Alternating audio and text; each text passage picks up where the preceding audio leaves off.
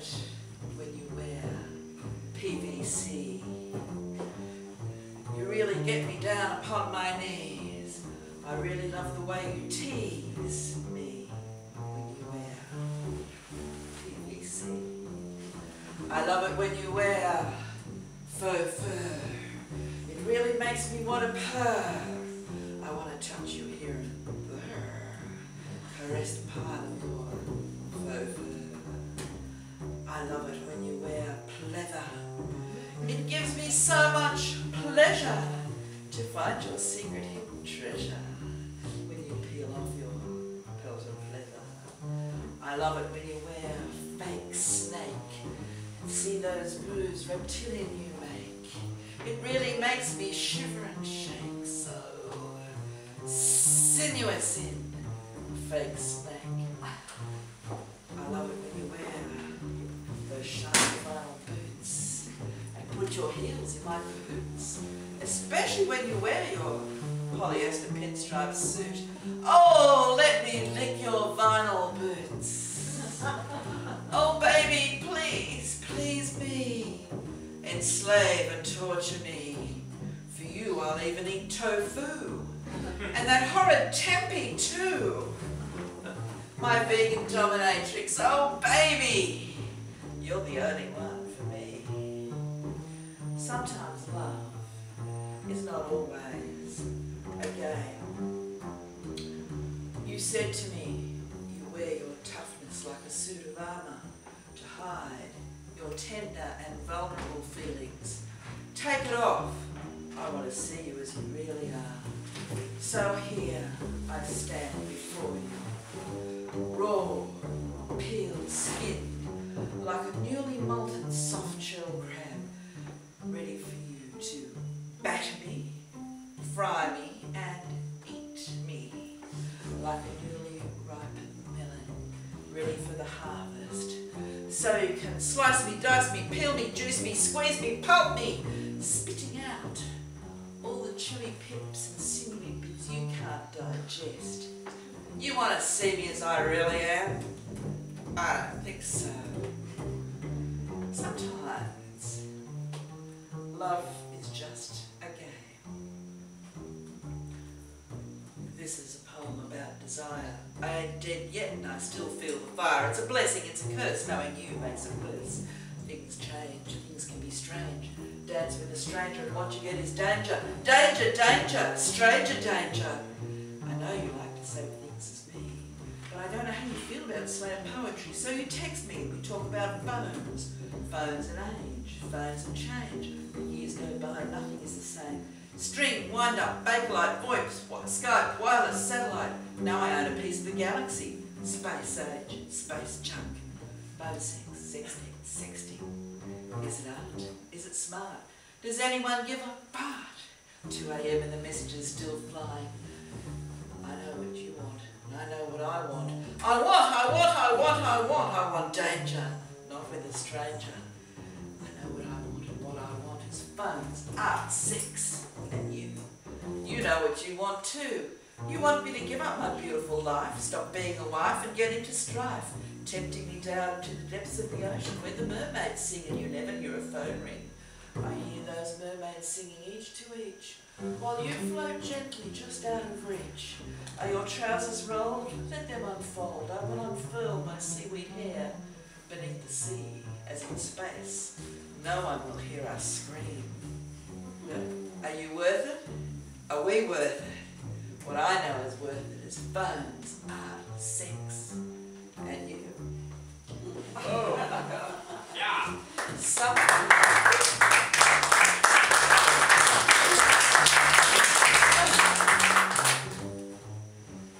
Sometimes love can last a lifetime, but it doesn't always work out the way we want. This one's called The Showgirl. 25 years ago, way back in the overexcited 80s, Jake Butel met litter babe showgirl Dusla Sukra after the legendary second concert of the Jared Hayne Experiment at the Hometown Hotel. After one passionate night of love and a late morning bacon and eggs breakfast at the Ocean Cafe in Elizabeth Street, they parted, vowing to meet that night back at the hotel. Deuce never appeared, and Jake, heartbroken, never forgot her and lost all desire to perform in the Jared Hayne experiment. Tonight, at the 25-year reunion of the Jared Hayne experiment, Jake finds out the truth as to why Deuce never made that second date when she appears, looking only a little worse for wear, for the return of her once favourite band. Unknown to Jake, Deuce was married to Roberto Amaretto, owner not only of the legendary Hopetown Hotel, but closer to home the Golden Fang Chinese restaurant and all the other buildings as far as the Imperial on City Road. Roberto had acquired this real estate to launder money from his other, more clandestine dealings as leader of the Jackals, the now defunct motorcycle club. He spotted Deuce performing while collecting rent from the Bowden Weezer Dance Centre, where she was the star in training. They married at St Barnabas Church on Broadway, where the Reverend wrote a hopeful message on his board: Amor vincit omnia! Love conquers all. To which his rival, Arthur at the Broadway Hotel across the road, replied sadly, but more truthfully, Beer vincit amor.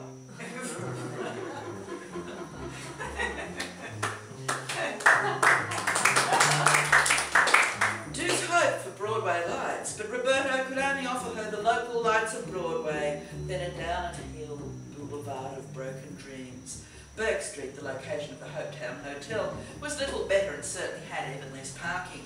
By the time she realised her mistake, it was too late.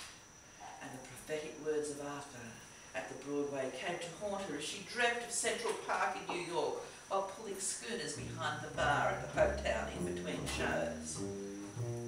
Deuce missed the first performance of the Jared Hayne experiment in the Hopetown. She dismissed them scornfully as just another bunch of urban cowboys and took the night off to give her feet a rest.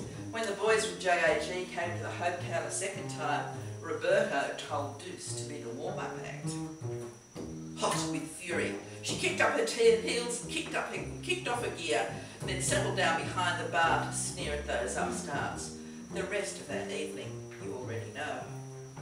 The next day, when Deuce returned to the Hopetown after her breakfast with Jake, Roberto was waiting for her, not as she expected, with a rolling pin or a Magnum 45, but with tears in his eyes, whiskey in his hand, and an ultimatum on his lips.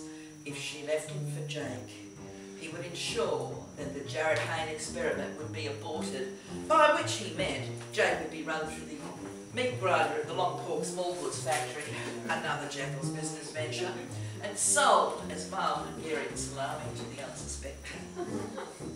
Deuce knew that she could counter Roberto's bluff by threatening to call the Australian Taxation Office about his offshore affairs, the bottom of the harbour schemes, until she remembered that she was the co-signatory on all those dangerous documents. If he went, she would go too. And there was no one to look after little Nicky, her Shih Tzu blue heel across, who followed her everywhere and was pretty good at warning off the more forward punters at the Hopetown, but went right to sleep under the bar when Jake came over for an order. Deuce had no choice. She couldn't put up, so she had to shut up, but her silence had a price. Roberto had to break with the Jackals, liquidate his assets, and move with her to New York City for one glorious attempt on the real Broadway.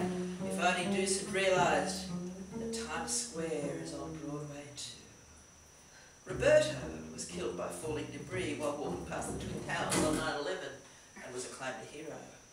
Deuce sold the last of her pride to return to Sydney, where she lived quietly, giving dance lessons to sweet and snotty toddlers until a certain poster caught her eye. The Jared Hayne experiment reunion. She knew what she had to do. You can't turn back the clock, but you can stop it from ticking. But Jake had moved on too. He had sworn never to love another woman, but he had not sworn never to love at all. And there is more than one way to love. You've heard of the name that shouts its name from the rooftops, and the love that dare not speak its name, except in Newtown or Balmain. Here's a new one I'll try to explain. The love that does not know its name. We look related, he and I, with the same colour hair and the same colour eyes. I'm a little taller, he's a little younger, it balances out. We bicker like noisy miners in my jacaranda tree, and between us drain dry the vineyards of 4 states. He drives on the wrong side of the road, neglects the handbrake. He thinks I'm too cautious. I know he is too careless. Years ago, when I went travelling with a different man, they would raise their eyebrows because we shared a room. Now they raise their eyebrows because we don't. Their eloquent expressions ask the questions they are too polite to actually say. What's wrong with you? Are you not speaking? Is this the makeup trip that's not working? Are you married to other people? You can't fool us. We know what you're really up to. For 10 days we travelled the southern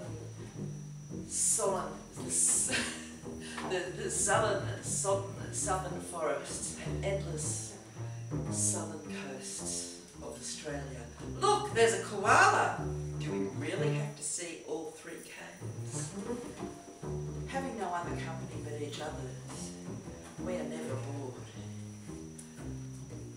I never wash anyone's clothes but mine, but he takes mine, moist with leaky female fluids, and washes them with his without a qualm. I gently fold his holy undies, chiding him, real passion killers, you'll never get lucky with those, and make sure his grubby socks turn snowy white. Our dirty little secret stays, unwanted, unwashed, at the bottom of the laundry basket. He's a fag, I'm his hag. I hate those words, they sound so 50s, so closeted, so out of date, so not who we are. I don't want to share you, he says. If a straight guy said that, it would be romantic, cue violins and heavy breathing. But he says that, and we're both confused. You're not my mother, something like a petulant 3-year-old. He's right, I guess. I'm on the road to escape from mine. We share little snippets of love. Dude, babe, mate, honey, sweetie, darling. Finally, we work it out. Heart's brother, soul's sister. We wash our human stains away. So our love